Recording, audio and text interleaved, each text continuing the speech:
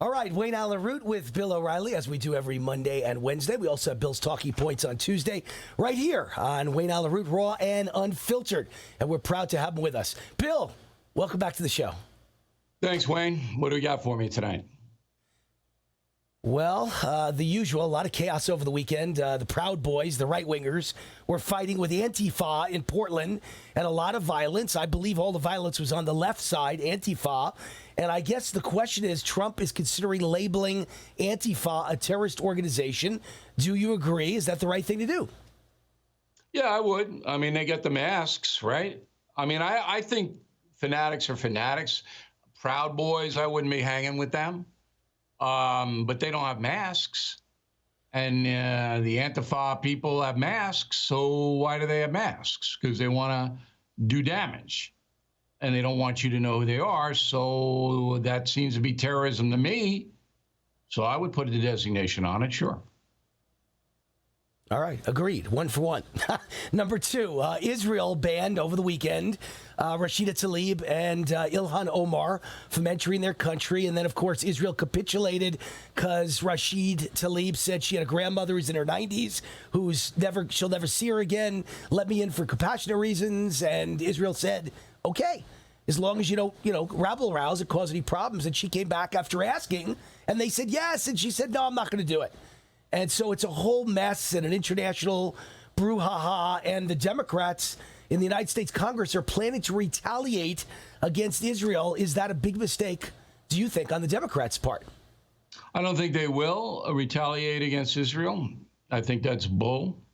I think the Democratic Party knows that Omar and Tlaib are disruptors. How about that? Disruptors. I feel sorry for the grandmother, but why can't she come to the USA? You could charter a plane, bring her on over here, and right? Yeah, they can. Yeah.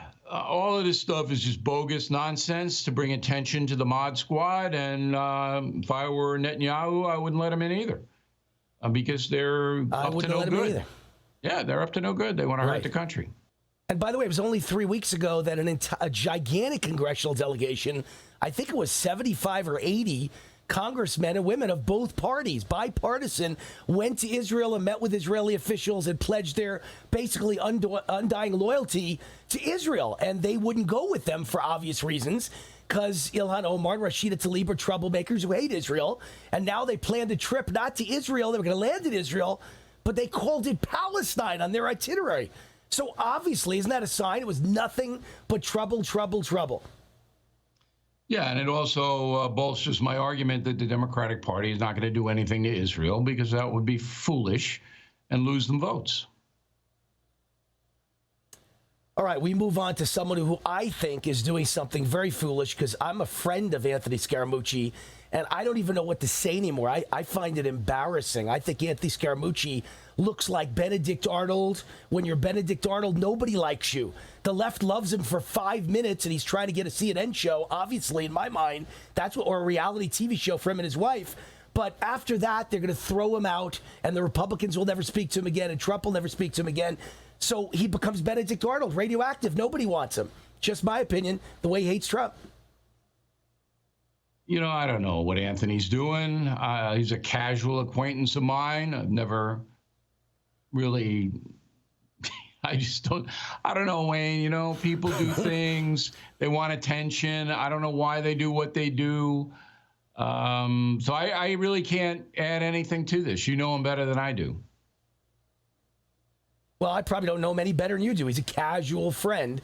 But I thought that him and I both were simpatico, that we loved Trump and thought he was great for the country and the economy. And I just think he looks like he's got off the deep end. He's almost as bad as the extremists in the Democratic Party and his vitriol at Trump. It just looks nuts. Well, I heard there's going to be a remake of a movie called Two for the Seesaw, starring Anthony and Omarosa. I don't know. That's pretty good off the top of my head, isn't it? That wasn't bad. It's not bad, and you probably don't even know that Two for the Money was the famous movie, and you know Matthew McConaughey was playing Wayne Allyn Root in that movie?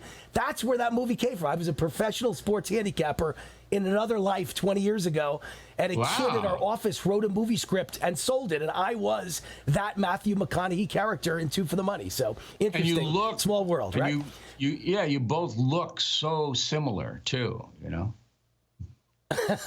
Well, not anymore, obviously. Very funny, Bill, because now I'm 58 years old, but I was 28 when I was Matthew McConaughey. That was 30 years ago. All right. Well, McConaughey's your like, latest column, he's 60 years old too, isn't he? I mean, he's aging rapidly. So anyway.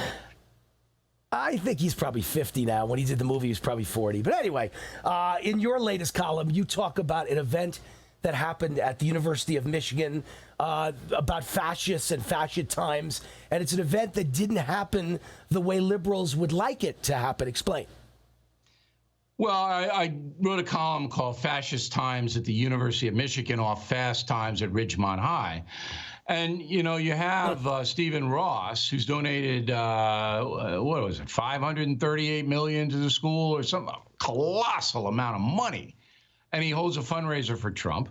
And then the alumni run by this far-left crank named Rayo, who's part of the Center for American Progress, which is, you don't get a more virulent group than that. That's a Soros group. Writes to the university saying, hey, you got to take Ross's name off all the buildings and disassociate. And that's fascism. That's just, and to the University of Michigan's credit, they just said, you know what, we're not going to do that. So I'm glad the University of Michigan stood up, but the fact that this guy would do this, it's just beyond the pale, Wayne, way beyond the pale. Yeah. Well, that's how extreme the left is. By the way, I've got a new name for you and I. You and I are the updated version of Two for the Money, just so everybody knows. Bill O'Reilly, Wayne Root, Two for the Money, every Monday and every Wednesday right here on Wayne Allyn Root Raw and Unfiltered. Thanks, Bill. Enjoy your holiday. All right, Wayne. See you soon.